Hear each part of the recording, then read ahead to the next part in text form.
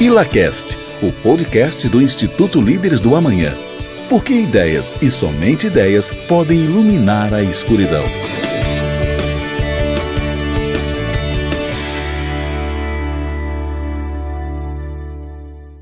Olá pessoal, sejam bem-vindos ao ILACast, podcast do Instituto Líderes do Amanhã. O Instituto Líderes do Amanhã é um instituto de formação de jovens lideranças empresariais e esse podcast é um oferecimento da V3 Capital.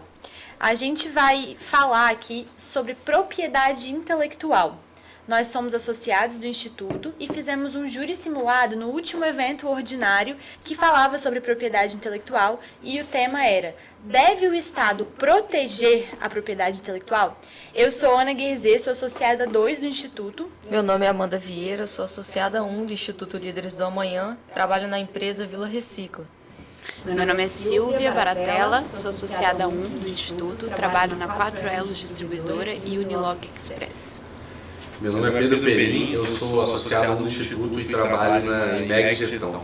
Meu nome é Caroline Calimã, eu sou associada 2 do Instituto, sou gestora administrativa de uma indústria, a BMG Metalmecânica.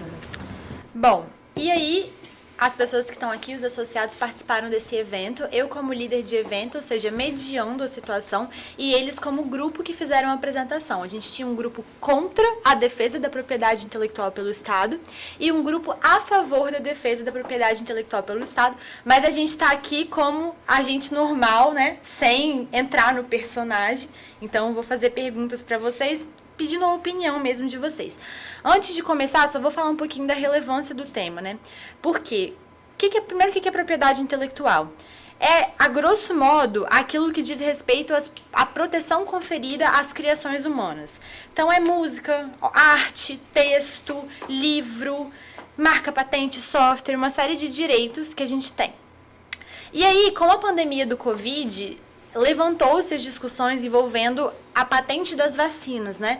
Será que essas patentes, elas levaram com que a gente tivesse vacina rápido? Ou será que vale a pena quebrar a patente da vacina numa situação de emergência como a pandemia? Então, daí a relevância do tema da gente provocar, de falar sobre isso no Instituto. Então, a primeira pergunta que eu queria fazer para vocês é, como vocês mesmos, sem pensar no grupo em si, qual que é a opinião pessoal de cada um em relação ao tema? Deve o Estado proteger a propriedade intelectual? Podem começar falando. E se pode um interromper o outro, à vontade, porque a ideia é ser um bate-papo mesmo. Eu acho que, para mim, como foi muito debatido lá, a questão de sermos empresários, né? Um dos principais ativos da empresa é a marca dela. Uma coisa que você constrói, que você luta para ter um nome no mercado, sua reputação. E por esse motivo, falando como empresário mesmo, eu acho que a proteção da propriedade intelectual ela deve ser feita, ela tem uma importância. Porque se você perde isso, você perde muito. Se você fica à mercê disso estar na mão de um indivíduo que queira usar do nome da sua empresa para entregar uma coisa diferente do que você entrega, para sujar o nome da sua empresa, eu vejo muito nessa linha a importância dessa proteção pelo Estado. Apesar da gente, na maioria das vezes aqui no Instituto, né, quase toda a maioria, a gente sempre busca pelo Estado mínimo, mas tem alguns pontos ali que a gente precisa dessa proteção para proteger justamente algo que é a nossa propriedade, que é um valor do Instituto. Eu vou até fazer um acréscimo aqui e ler a minha colinha, porque esse tema ele é bem relevante e é um tema que divide os liberais de maior respeito na academia. Porque a gente tem Hans Hermann Hoppe e Friedrich Hayek de um lado e Milton Friedman e Ayn Rand de outro. Ayn Rand defende a propriedade intelectual, né? Então é um tema que nem as pessoas que mais estudaram sobre isso têm uma opinião, sempre um consenso, essa é a verdade. Então eu acho que é aí que tá o dilema, né? Sim. E você começou e terminou o júri com a mesma opinião?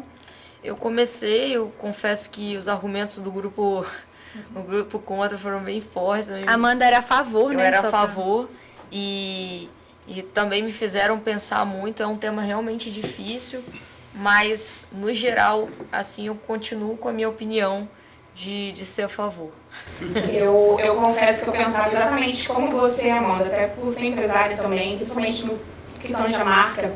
Mas me aprofundando no tema e principalmente assim, fazendo uma comparação aos valores do Instituto, eu vi que realmente não dá para a gente sustentar a ideia de propriedade intelectual, justamente porque ela é um atentado contra a propriedade privada, a real propriedade, né? Vou tentar explicar de uma maneira mais simplificada, e também contra o livre mercado. Por quê? Veja bem, primeiro, propriedade, eu entendo como propriedade, primeiro, no que tange aos bens escassos, né? Aqueles bens que não existem bens superabundantes para todo mundo. Então, quando você fala, existiu assim, a necessidade de criar, né, algo que regulasse a utilização desses bens escassos, e aí surgiu a propriedade. Agora, quando a gente vai para o campo dos objetos defendidos pela propriedade intelectual, sons, imagens, né, ideias, são bens, não são escassos, não há escassez nesse sentido. Então, para mim, é contraditório, arbitrário nomeá-los como uma propriedade. E veja bem, quando eu falo que é um atentado contra a propriedade privada, né, a gente sustentou isso muito no júri. E por quê? Se alguém copia uma ideia minha, nada foi expropriado de mim, vamos dizer assim. Eu permaneço com a minha ideia. Então eu não perco nada. É diferente de alguém invadir a minha casa e tomar a minha casa. Aí sim, está subtraindo, né, algo, meu patrimônio no caso. Então, quando você aí pensa, né, no conceito de propriedade intelectual, se você impede alguém de simplesmente duplicar uma ideia, ela vai permanecer com você, mas você está impedindo a Ana de duplicar uma ideia sua, utilizando o próprio papel, né, o caderno dela, enfim. É um atentado contra a real propriedade da Ana, a propriedade privada dela. E aí que me fez refletir muito, falando, bom, mas é arbitrário a gente sustentar a defesa da propriedade intelectual.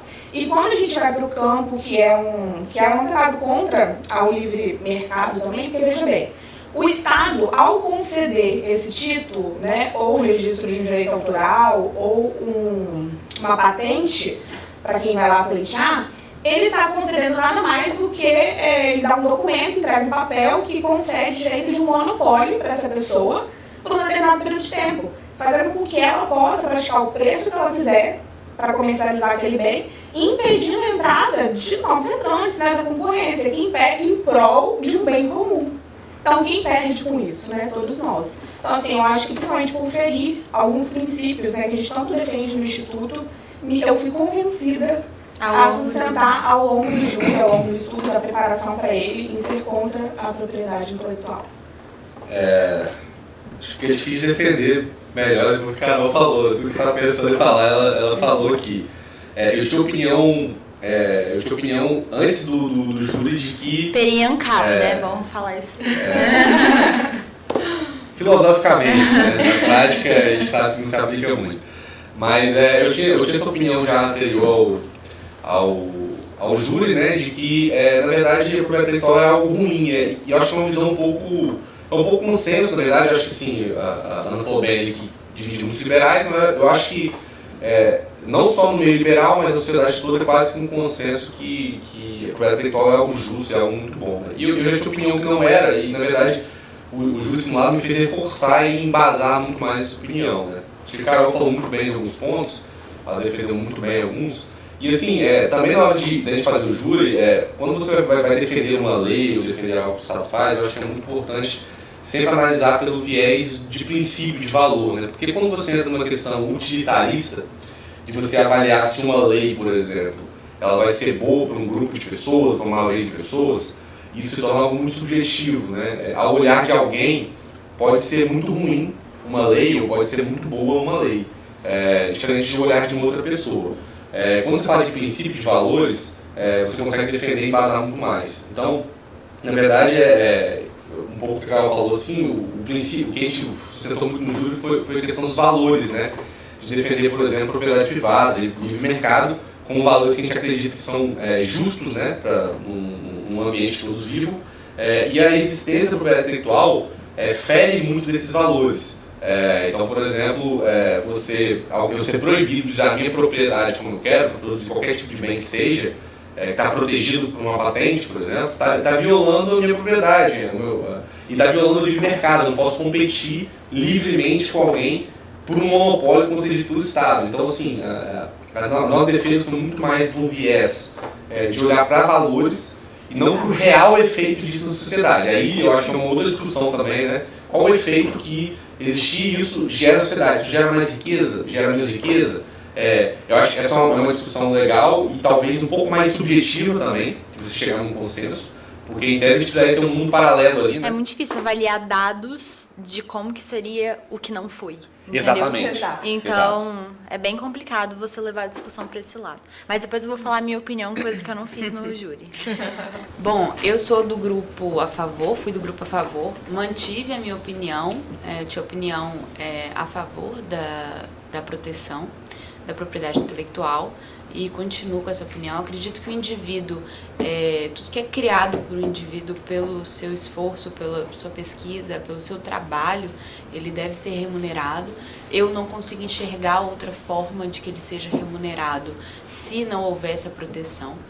E toda pessoa todo outro indivíduo que consiga explorar essa ideia, que não foi criada por ele está impedindo que quem criou ganhe, seja remunerado 100% por aquilo. Então eu vejo aí um parasitismo nessa relação. Se eu não tenho essa propriedade intelectual protegida e permito que as outras pessoas explorem a criação de quem criou, né? E não protejo, eu vejo um parasitismo. Então, estou no time de Ayn Rand, acredito que a propriedade ela deve ser protegida. Agora, se deve ser protegida pelo Estado, eu, como libertária que sou, acredito que... Mas hoje eu não consigo enxergar uma outra instituição que consiga usar de coerção, principalmente, para poder Tornar efetivo, né? Exatamente. A gente teve uma discussão legal lá no júri, a gente teve uma pergunta do Lucas, inclusive, que eu achei muito bacana, que ele citou a ABNT, que é uma entidade privada, né, que protege algumas normas, né, que talvez algo no sentido da BNT ali para proteger a propriedade intelectual, talvez possa também ser uma solução. Mas eu acredito sim que a propriedade ela tem que ser protegida. Mas eu não vou nem falar o que eu queria falar antes, mas só para contra-argumentar isso aí. Contra-argumentar não, refletir. Será que não seria somente um preciosismo nosso ter uma ABNT regulamentando propriedade intelectual e não o Estado? Porque no fim das contas você ia ter que recorrer ao judiciário para fazer valer uma norma. Então, não sei se você vive num ambiente anarcocapitalista, teria que ser Estado mesmo. Isso, e esse é meu ponto de defesa da propriedade intelectual, né? Eu também sou do time da Ayn Rand, fui e continuo sendo, porque é o seguinte, a partir do momento que a gente vive em sociedade, que a gente tem um mais outro, a gente está abrindo mão da liberdade. A gente não tem um mercado livre da forma que é hoje, e quando a gente coloca todos os valores do Instituto um do lado do outro, a gente vai precisar estabelecer ali uma hierarquia entre eles, e um vai ter que valer mais que o outro, e um vai ser mitigado em detrimento do outro em algum momento no convívio em sociedade. Então, eu não vejo, assim, em algum momento a gente vai ter que abrir mão de alguma coisa para caminhar para uma sociedade melhor, a não ser que a gente seja anarcocapitalista. Então, a não ser que a gente não tenha Estado, se a gente tiver um Estado mínimo, a gente vai ter um valor do Instituto ali sendo, entre aspas, violado, digamos assim. O mercado não vai estar 100% livre. E essa é a questão da propriedade intelectual que eu acredito. Agora, o sistema que a gente tem hoje é efetivo? Já é um outro aspecto. Eu trabalho com propriedade intelectual, né? Eu sou advogada, eu atuo administrativamente e judicialmente com isso. Vejo uma série de problemas regulatórios e administrativos de funcionamento mesmo do negócio. Assim, aqueles absurdos que vocês trouxeram, eles trouxeram, né? Patente do não sei o que lá, do sabonete, umas loucuras. Assim, com certeza isso é um absurdo, um atraso de vida, um gasto de dinheiro à toa, que não tem efeito nenhum. Então, tem muito problema. Trolls, né, que a gente apresentou também, que são pessoas que ficam patenteando apenas para depois cobrarem de pessoas que realmente realizem esses inventos. Né? Tem isso também. Então, eu vejo assim, uma série de problemas, mas eu não vejo um problema fundante da existência da proteção da propriedade intelectual. Eu acho que assim como a propriedade, eu vejo uma analogia forte entre a propriedade intelectual e a propriedade privada, e eu acho que um ponto que a gente pode entrar para discutir isso é a escassez. Porque assim, hoje, como a gente tem a lei hoje, ideias não são protegidas pela propriedade intelectual. Você precisa materializar uma ideia. E é daí que surge a escassez. Então, por exemplo, pensei um negócio aqui. Não está protegido pela propriedade intelectual. Eu preciso. Tanto que na lei de propriedade intelectual, métodos, planos, nada disso é protegido. Porque você precisa. Então, assim, inventei o método Ana Guerzê. Mas um livro pode ser patenteado, né? Um livro pode ser... É como se eu botar uma ideia em só palavras... uma correção... um livro, uma correção, assim, não é patenteado. Ele é protegido pelo autoral. direito autoral. Sim. E é uma proteção independente. Não precisa registrar para ser protegido. Então, o autor, ele tem propriedade daquilo que ele criou. Entendeu? Sim. E aí, como que é? Porque, assim... Isso eu acho interessante porque permite com que você explore esse tipo de coisa. Um autor de um quadro, por exemplo, ele pode explorar e criar contratos comerciais de outras pessoas, por exemplo, uma editora. Então, assim, eu vejo muito mais materializado do que viajante, assim, no campo das ideias. Então, eu sou a favor, mas tenho uma série de críticas da forma como é hoje. E eu acho, assim, que realmente esse lado que vocês trouxeram, de que em certo ponto vai ferir os valores do Instituto, tá certo, porque vai ferir mesmo. Se a gente não tem... A única forma de não ferir é não ter Estado. Eu acho, assim, que do ponto de vista da coerência lógica, o Perim é extremamente coerente, porque... Pra mim, a única forma de você defender isso é realmente sendo anarcapitalista. Você não acha... Pode falar. Você não acha que, por exemplo, é possível você ter uma existência do Estado e ter um livre mercado 100% livre? Ter a existência do Estado e ter um livre mercado 100% livre. Olha, a partir do momento que você regulamenta, eu não consigo pensar. Não, você não precisa... A existência do Estado não necessita exatamente de regulamentação. Você pode ter um mercado 100% livre. Você pode ter um Estado que atua ali juridicamente para você cumprir esses contratos, né?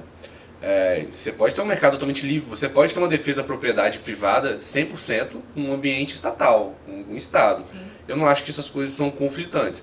É conflitante você dizer assim, um governante, alguém que está com a máquina na mão, ele vai ter a intenção de não usar do seu poder.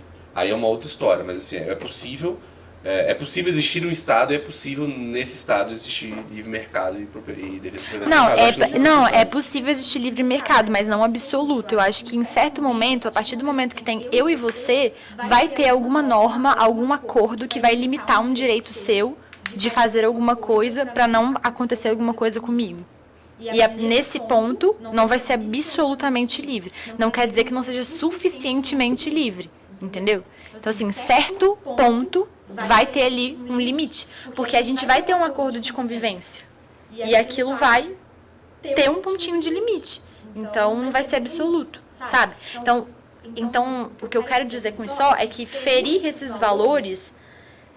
porque ferir é uma palavra agressiva, assim, não é ferir o valor. Porque não é ferir, é reduzir em certo ponto. Como se a gente tivesse, assim, uma correntinha que você abaixa, diminui, abaixa, diminui. Mas, por exemplo, você está dizendo o seguinte... Então, ele não fica 100% assim, ele fica...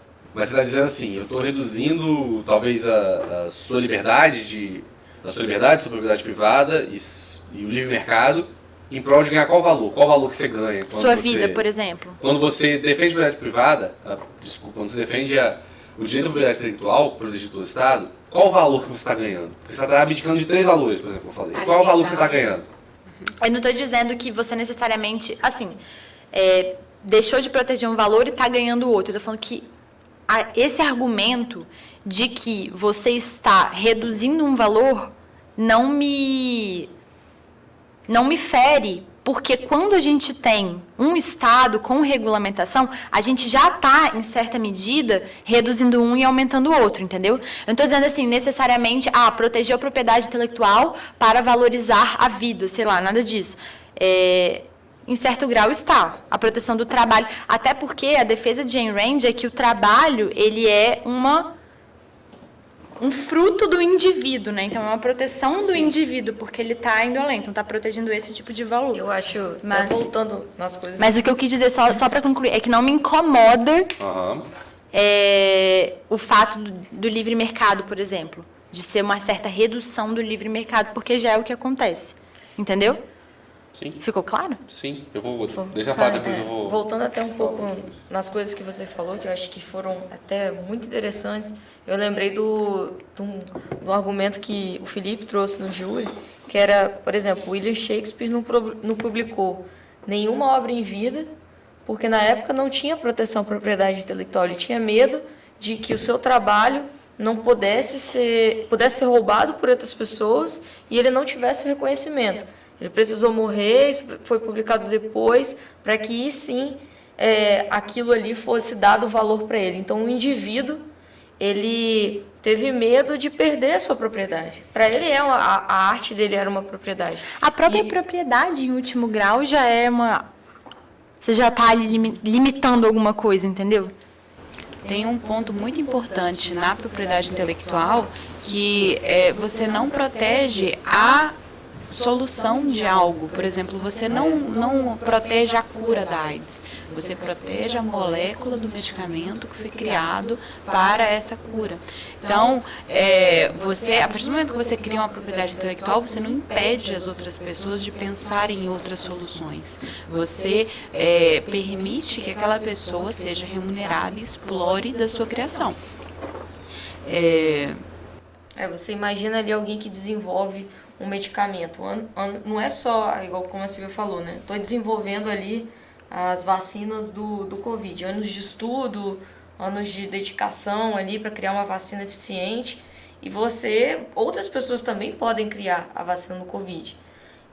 O que não se pode é você utilizar e se beneficiar exatamente daquela vacina que você criou. E aí, para ser igual, para você chegar a ter a mesma ideia, a mesma coisa, eu acho que é muito difícil, sabe? São vários métodos, várias formas de se pensar, e aí que vem. Aí, poxa, eu não vou... Eu posso ali, vou criar anos estudando, você vai botar no mercado, alguém vai poder pegar um exemplo, um medicamento, fazer o processo, desconstruir o medicamento, processo reverso, descobre ali o que tem ali dentro, e vai desenvolver a mesma coisa que você fez. E como que você vai se beneficiar de todo o seu estudo, de todo o dinheiro que você investiu ali 10, 20 anos estudando aquilo? Como que você vai se proteger? Quem vai te proteger? Eu não sei exatamente o tempo que leva, mas assim, tem um tempo. Eu me lembro, eu acho que eram 18 meses, mais ou menos, que a gente leu nas literaturas. Né, sobre a engenharia reversa. Para você fazer, você produzir, você distribuir, não é tão etc. simples Então, assim, como parece, né? Em relação à vacina? Em relação ao medicamento. Tipo, então, como que é a engenharia reversa? Para você descobrir a fórmula, né? Você vai descobrir, você vai ter que produzir, você vai ter todo um processo para aquilo chegar na mão do consumidor, que quem fez primeiro ainda vai ter sei lá, 1 ano e meio, 2 anos para explorar meio que sozinho. Eu entendo o lado que você está falando, mas também tem um ponto muito importante, por exemplo. Os nossos recursos são escassos, né? Então o ideal é que todo recurso que é gasto ele seja para algo que realmente seja útil para a sociedade. Quando a gente fala de uma lei de patente de medicamento, por exemplo, a gente está dizendo o seguinte: olha, existe uma cura para AIDS, criou-se uma cura. E foi gasto nessa cura $1 bilhão, por exemplo. Eu estou proibindo outras empresas de copiar esse medicamento para vender também. Então, outros bilhões de dólares serão gastos por outras companhias para também buscar um outro tipo de solução para AIDS, que seria uma fórmula diferente, para ser aprovada também. Ou seja, estou gastando bilhões de dólares para aprovar um medicamento que não vai ter uso nenhum para a sociedade, porque já existe um outro. Então, tem um dinheiro gasto gigantesco, inclusive na nossa apresentação, a gente pegou a literatura e foi fazer uma conta, porque ele pegava e dizia o seguinte: cada medicamento que é lançado nos Estados Unidos é gasto em média $800 milhões os lançados. E desses lançados, eu acho que era coisa de 50%, era meio que redundante, era para resolver o problema que já existia, ou seja, era só uma outra fórmula. Quando a gente foi fazer a conta em 20 anos de quanto tinha sido gasto a mais, eu falei assim, cara, nem vamos botar na apresentação, porque deu tipo assim, a gente acaba com a fome do mundo. É um negócio tão absurdo, foi deve estar errado, não é possível. Que era um gasto tão absurdo que você gasta para medicamentos redundantes, que assim, tem também esse lado de dinheiro que vai ser jogado no lixo. Porque vai ser gasto muito dinheiro, muito recurso, para algo que vai ser benéfico nenhum para a sociedade. E além disso, eu tive a oportunidade de expor isso também na apresentação, que não existe esse mundo ideal também para o empresário, né? De que, eu vou criar algo e a certeza de lucro. Eu até usei isso como argumento, porque você desenvolve uma vacina. Então o que anos de pesquisa, né? Milhões, bilhões investidos. Mas ok, e por que isso você tem que ter a certeza, a garantia de lucro quanto a esse empenho seu? Né? É aí que eu acho que vai contra o livre mercado, porque você desprende recursos para investimento para desenvolver essa vacina ou esse medicamento, seja lá o que for, e você já tem os benefícios de ser o pioneiro, né? Você vai ter uma vantagem aí de time mesmo por desenvolver essa fórmula e comercializar no mercado, porque como o Perim já expôs, existe toda uma engenharia reversa que o seu concorrente, digamos assim, teria que fazer para poder lançar esse medicamento também no mercado, que não é tão simples assim. Né? Então eu sou contra esse argumento de que eu preciso de uma proteção porque eu investi milhares e o risco, né, do empreendedor. O mercado é assim. Sobre os medicamentos redundantes, eu acho que tem um ponto muito importante aí, que é, se não fosse lucrativo, não teriam pessoas pesquisando mais medicamentos redundantes. O segundo ponto é que há várias pessoas que têm alergia, por exemplo, a alguma determinada fórmula. Se a gente tivesse só dipirona para tratar a dor de cabeça, várias pessoas hoje não teriam remédio para dor de cabeça. Se a gente tivesse até hoje só a penicilina como antibiótico, nós teríamos várias pessoas com várias bactérias resistentes a esses antibióticos. Então, eu não enxergo como redundante. Eu vejo, inclusive, uma vantagem de você quase que forçar que outras pessoas pesquisem também outras soluções. Eu acho muito mais benéfico para a sociedade. Eu dei até esse exemplo lá no júri, que foi a questão das vacinas. Se a gente tivesse uma marca de vacina só, talvez a pandemia, eu não gosto muito de colocar nesse campo do talvez, né? Mas ficou muito provado que a combinação de vacinas diferentes era muito mais eficaz do que você tomar uma vacina só, um tipo de vacina só. Então, eu enxergo muito mais como benéfico do que como um desperdício de capital. As vacinas foram se desenvolvendo, cada uma à sua forma, e aí acabou que uma ficou mais adaptada para atender um tipo de pessoa, outra você até comentou, eu lembro, de questão de temperatura, conseguiram pensar de uma forma de levar essa vacina para lugares de uma forma mais inteligente, e acabou que essa disputa criada, né, cada uma tinha sua proteção, desenvolveu mais coisas, né, fez as coisas evoluírem mais nesse sentido, beneficiando as pessoas. Se fosse parar para pensar nesse sentido, não foi um recurso mal gasto.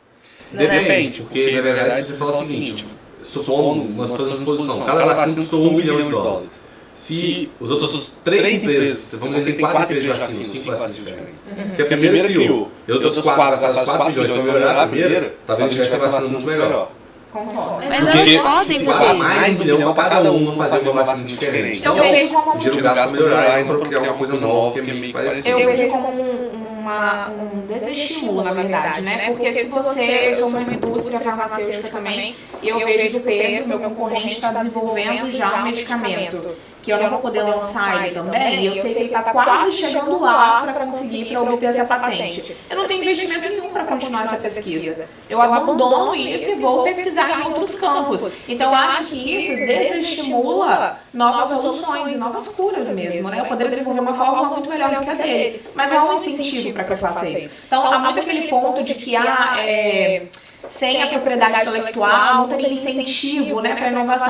Eu já vejo ao contrário disso, principalmente utilizando essa própria argumentação das vacinas, né, que a gente trouxe. Se eu sou um laboratório e eu sei que o Pedro está quase conseguindo a patente, eu não vou mais lançar, não vou investir mais nada, nenhum recurso para desenvolver esse mesmo medicamento, essa mesma vacina, seja lá que ele está desenvolvendo. Eu só queria pontuar uma coisa rapidinho, que eu acho muito perigoso a gente entrar nesse mérito de se não existisse propriedade intelectual, não haveria incentivo à inovação. Ou, como existe, há o incentivo. Porque Por exemplo, a Carol é uma empresária que não ia se importar de não existir, mas o outro se importaria. A gente não tem como saber o que seria que não foi. É muito difícil. Né? Então, é assim, muito difícil entrar nessa seara é muito complicado e eu também... Vai ser sempre talvez. Vai ser sempre, eu acho que o fulano faria isso. Eu faria aquilo. Por isso que nossa avaliação foi Foi muito focado pautada em em valores, valores. exatamente. E não uma questão mais utilitarista, tipo, não, isso aqui é muito bom para a sociedade, porque a gente acha que é muito subjetivo. Eu acho muito complicado também e eu acho que deve ser pautado em valores também. E um ponto que me chamou a atenção nessa fala que vocês fizeram é que eu também tenho receio desse mesmo argumento do benefício gerado é o que sustenta, por exemplo, divisão de propriedade para todo mundo. Exatamente. Bilionários, não sei o que lá, da fome do mundo. Então, assim, esse tipo de argumento do bem comum, eu acho bem perigoso, assim, e queria pontuar. Fizemos na nossa apresentação uma analogia ao MST, inclusive, justamente por conta desses argumentos de que o bem comum. Eu não falo em questão do bem comum, eu falo de você gerar valor para a sociedade como um indivíduo, né? E ser remunerado desse valor que você está gerando para a sociedade. Quem trouxe o bem comum aqui foi o Perim, entendeu? Que falou que milhões de reais, dólares seriam gastos sem causar bem nenhum para a sociedade.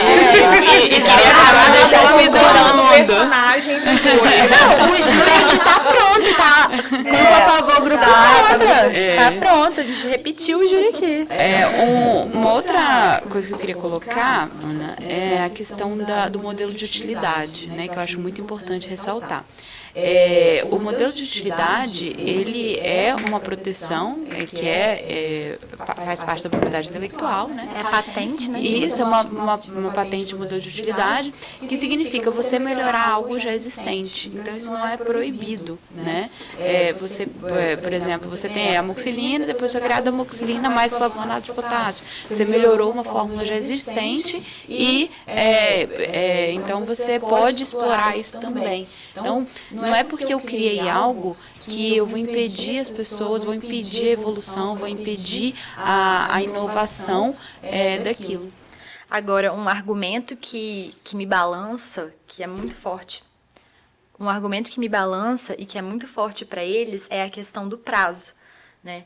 Porque o direito de propriedade física, material e questão de terra, terreno, ele não tem prazo. Assim, é lógico que a gente pode usucapiar, tem uma série de mecanismos na legislação, mas uma herança ela é passada de pai para filho, digamos assim. Então, não tem prazo. Sim. Agora, o direito de propriedade intelectual, ele tem prazo, a patente cai. Então, eu acho que isso é uma grande contradição. Principalmente Ayn Rand, né? Principalmente Ayn Rand. Que a Ayn Rand, por exemplo, ela é uma autora que sempre se pautou muito em valores e pouco numa questão mais utilitarista. Nesse caso, ela é totalmente utilitarista, né?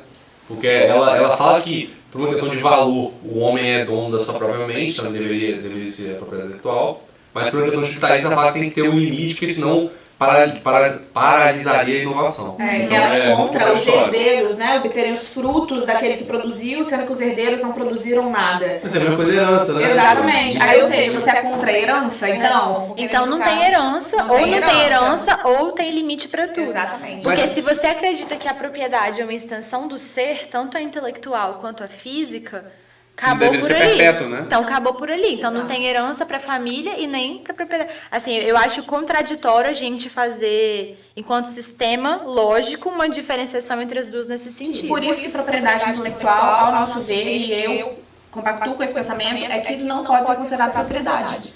Porque são arbitrários. A propriedade privada, no caso, ela é vitalícia. E no caso, a gente sustenta, né?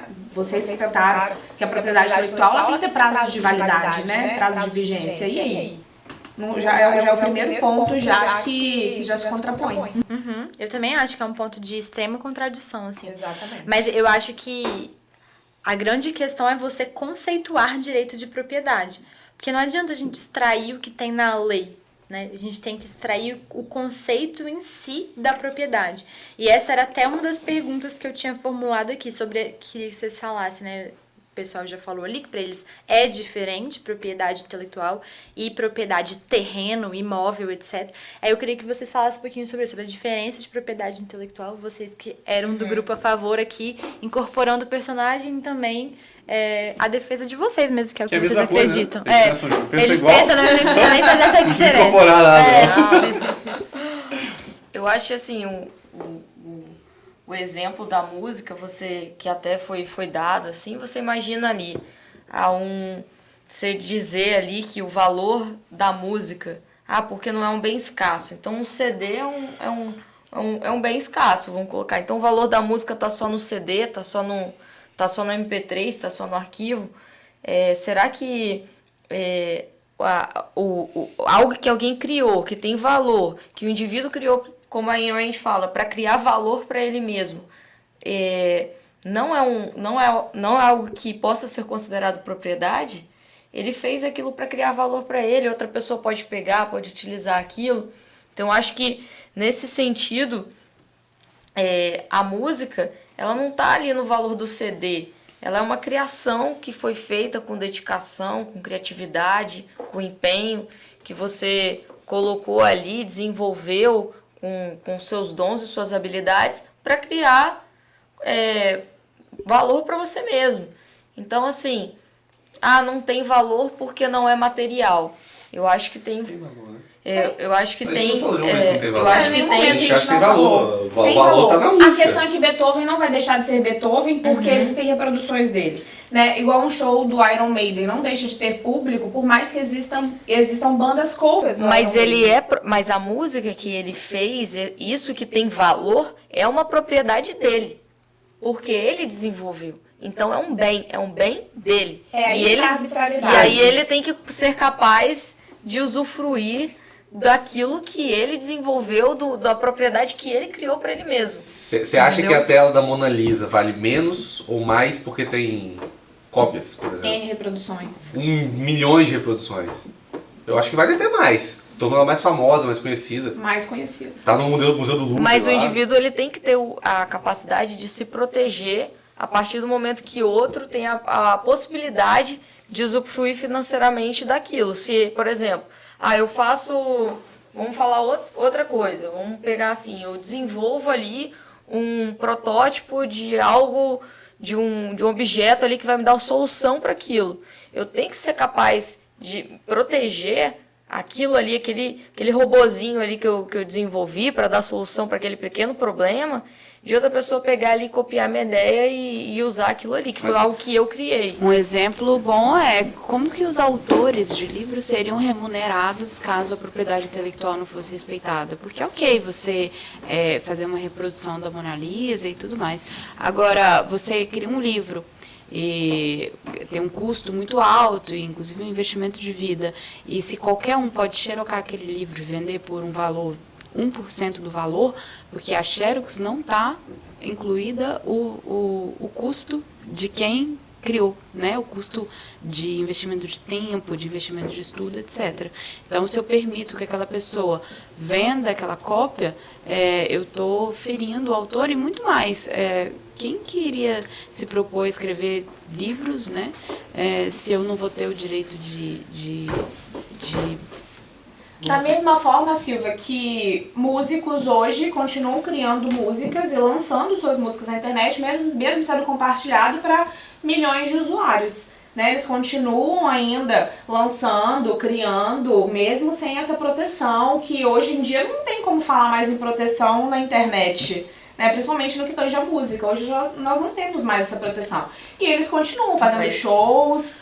Eu só queria interromper, galera, porque eu acho que a gente saiu um pouco sobre o fundamento do direito da propriedade, voltou pro aspecto utilitarista. Exato. E aí eu queria fazer uma interrupção só para defender o meu lado, né, que é o mesmo lado de Ayn Rand, porque assim, eu acho que a diferença entre nós é o conceito de direito de propriedade. Para eles, perpassa pela escassez do ponto de vista do território ali que acabou, a gente dividiu só porque é escasso.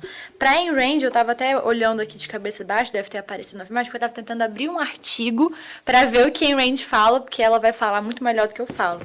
Então, a percepção de Ayn Rand em relação ao direito de propriedade, os liberais eles têm muito em comum essa coisa de proteção de alguns direitos, como vida, propriedade e liberdade. E para Ayn Rand, a propriedade é um colorário da defesa à vida, porque ela não acredita, igual os naturalistas, que os direitos eles são autoevidentes. Ela acredita que eles são fruto do exercício da nossa razão de conviver ali e decidir o que faz sentido. Então, ela acredita no direito de propriedade como colorário do direito à vida. E nesse ponto, eu entendo que é muito coerente a defesa dela do direito de propriedade intelectual nesse sentido, porque ela não aborda o tópico da escassez. Mas, ele tá me olhando com essa cara, sigo achando incoerente a questão do prazo. Qual a tá? solução? Se é incoerente, qual a resposta? A questão do prazo? Eu poderia, assim, te dar uma... É porque é muito difícil dar uma resposta do que fazer com o mundo, sendo que a gente não sabe o que foi. Eu que não tenho dado, não tenho evidência de... vamos então acabar com a herança e ninguém mais vai ter herança? Morreu com a pessoa? Ou vamos transformar a propriedade ad eterno? O que seria melhor? Não sei te dar essa resposta... Hoje é ad eterno, né? A propriedade intelectual. A privada hoje é ad eterno. Com exceção, assim, de uso capião, tem algumas exceções, né? Essa regra geral, você consegue transferir com a herança. Então, óbvio, tem uma série de exceções legais, tá? Mas, assim, regra geral... ad eterno. Então, eu não sei te dizer, porque eu teria que realmente fazer um estudo, né? Para entender ali como que a gente seguiria dessa forma e também até um estudo, porque eu não parei para pensar nisso, confesso, do ponto de vista de valores mesmo, o que faz mais sentido. Então, eu nem consigo te responder isso agora. Mas eu acho que já está no ponto da gente caminhar para o final desse podcast. Achei que foi muito legal, porque a gente conseguiu expor sem querer o calor do momento do júri aqui, de um pensando numa coisa, outro pensando na outra. E eu queria que cada um falasse, por favor, qual que é, assim, resumidamente mesmo, qual que é o argumento mais forte do seu lado, do seu ponto de vista. Primeiro, até para cair por terra, né, todos esses argumentos utilitaristas, senão vai ser uma discussão sem fim aqui. Primeiro que propriedade intelectual não é propriedade, como a gente já expôs. O que caracteriza mesmo a propriedade é a escassez. A gente não entende como escassos objetos protegidos pela propriedade intelectual. Esse é o ponto número 1. Ideias não são escassas, ideias são infinitas. O fato de alguém copiar a minha ideia não retira de mim a minha ideia. Eu posso utilizar ela como eu bem entender, mesmo tendo a Ana utilizando a minha ideia também. Em paralelo, eu não perco nada com isso, não há subtração de nada. E o segundo ponto, a principal questão é que quando você atribui, né, esse direito a outrem, você está criando uma escassez artificial, onde não existe. Você está criando uma escassez pelo uso da força estatal em prol do bem comum. É aí que, para mim, foi o que me convenceu a não defender e a sustentar mais a propriedade intelectual. Eu acho que esses são os dois principais argumentos. Você monopoliza um determinado produto, né, para que seja praticado o preço que quiser, na certeza de aferir lucros, o que eu também não concordo. Acho que essa certeza não existe para ninguém no mercado, e eu não concordo com essa concessão, né, com essa influência, essa intervenção do Estado para garantir isso a uma pequena quantidade de pessoas, enfim, é quem busca isso do Estado. Eu sou contra. Resumindo o que ela falou, a existência da propriedade intelectual, ela viola o direito à liberdade, direito à propriedade privada, direito ao livre mercado. Então, resumo é isso. Isso é viola esses valores. Perfeito, isso é um complemento também. É simples assim. Que também não sustenta para mim a visão de Ayn Rand, porque ela atribui ao trabalho, né? Trabalho é ação. Ação não são apropriáveis. Então, o que também eu não faço com que eu não concorde com ela, além do que a gente já tratou aqui da questão da durabilidade, né? Dessa proteção. Inclusive, a gente fez a comparação dela... Com Karl Marx. Com Karl Marx. Exatamente. Da mesma forma que, se fosse assim, Marx estaria certo, né? Na teoria do valor-trabalho. Então, nesse caso, Ayn Rand tem uma... Seria Ayn Rand discípula de Karl Marx? Similaridade mais com Karl Marx do que com Hope, né? Exatamente. Bom, continuo, né, com o meu argumento a favor, e realmente ideias não são escassas, mas ideias que são boas e que trazem solução para algo, que geram valor, são sim. A gente provou na nossa apresentação que a maior parte das criações foram feitas por poucas pessoas, e eu acredito fielmente que você acabar com a defesa da propriedade intelectual é você matar a inovação. É você tirar o incentivo de quem está criando, de quem está se esforçando. Eu acho que esse é o meu argumento. Eu acho que essa questão, ideias, muito voltar nesse ponto, né? Ideias não são ideias. Ideias que a propriedade intelectual protege, como a Ana bem mesmo disse, né? Não são ideias que a propriedade protege.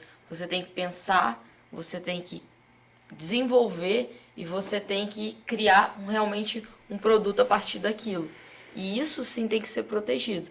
Porque assim como nós temos empresas, criamos soluções específicas e muito bem detalhadas para algo, ou, por exemplo, crio ali uma usina de reciclagem, onde eu desenvolvi ali, eu escolhi os maquinários, eu desenvolvi o layout, eu sei tudo aquilo ali. Se pegar alguém, copiar o meu projeto e querer entregar a mesma solução que eu desenvolvi e eu não ter uma forma de defender isso, eu acho que é você ir totalmente contra ali a minha propriedade, algo que eu criei, algo que eu desenvolvi.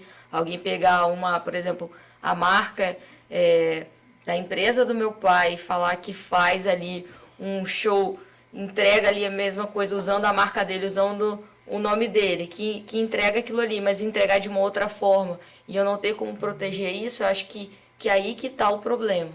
Então, por isso da importância. Só uma conclusão, assim, que eu acho muito legal o exercício que o Instituto faz de fazer os associados pensarem e defenderem um ponto de vista por meio do júri simulado. Porque vocês percebem que todo mundo que recebeu um tema saiu também acreditando naquele tema. Então, a força da argumentação é um exercício muito interessante. Muitas vezes, a maior parte dos associados não é de humanas, tem muito engenheiro. Então, a gente faz um exercício bacana de argumentação. Queria agradecer a quem assistiu até aqui. Vamos ver qual vai ser o próximo podcast ILACast. ILACast, o podcast do Instituto Líderes do Amanhã. Porque ideias e somente ideias podem iluminar a escuridão.